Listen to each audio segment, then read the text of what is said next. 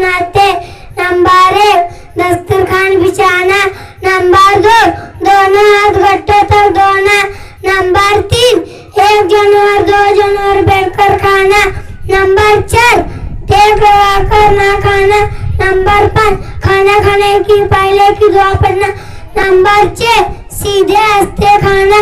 Number 7 3 उंगलियों से खाना। अस्सलामु अलैकुम वरहमतुल्लाहि वबरकातुहू। नंबर 8 अपने सामने से खाना। नंबर 9 बहुत ज्यादा गरम ना खाना। नंबर 10 खाने में ईट ना लगाना।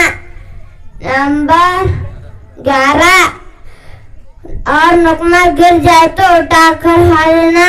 नंबर 12 खाना खाने के बाद की दुआ पढ़ना।